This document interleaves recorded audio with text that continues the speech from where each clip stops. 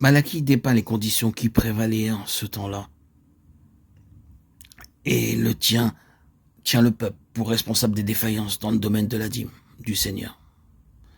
Il dit en parlant de la part de Dieu, vous me trompez, la nation tout entière, et vous dites, en quoi t'avons-nous trompé?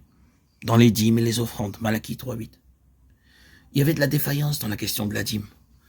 Mais de quoi s'agit-il? Or, ne pensez pas que nous pouvons nous en tirer en prenant simplement la 10e partie de nos revenus en la donnant au Seigneur. Vous pouvez agir ainsi et ne pas donner du tout la dîme. Que signifie-t-elle cette dîme?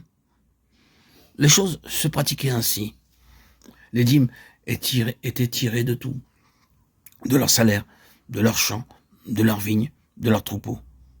Et voici ce qui se passait. Le fermier ou le vigneron ou le berger veillait soigneusement sur les premiers fruits mûrs, les premiers produits atteignant la maturité, le premier animal qui venait à naître, à vivre. En supposant qu'il s'agissait d'un champ, alors que le blé poussait, il l'observait. Et tandis que le moment s'approchait, il sortait pour voir l'état du blé et veiller sur les premiers épis mûrs. Et aussitôt qu'il apercevait des épis mûrs, il n'attendait pas que toute la moisson mûrisse. Il amenait ses épis à la maison de Dieu.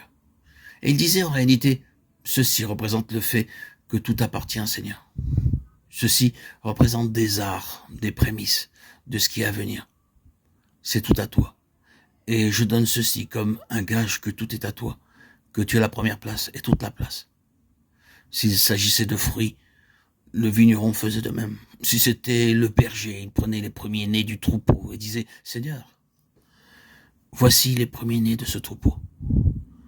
Cela annonce que tout est à toi est la première place, et à toi sera toute la place. C'est cela la dîme. La dîme n'est pas quelque chose de détaché et donné à Dieu, tandis que nous avons le reste. C'est un témoignage que le Seigneur a la place du commencement à la fin. Or, voyez-vous, c'était là le trouble en ce qui concerne Israël, défaillant dans la question de la dîme, et c'était la raison pour laquelle le témoignage était ruiné. Le Seigneur n'avait pas la première place, ni toute la place dans tous leurs intérêts, dans toutes leurs affaires, dans toute leur possession.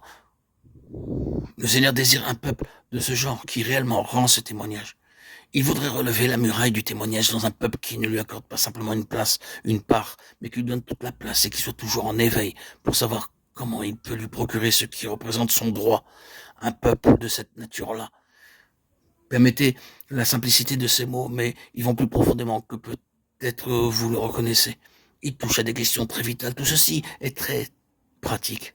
Quand Néhémie redressait ces choses, il n'édifiait pas simplement une muraille, il redressait les choses que la muraille représentait. Le témoignage était soutenu par une réalité spirituelle se trouvant à l'arrière-plan. C'est là ce que le Seigneur désire.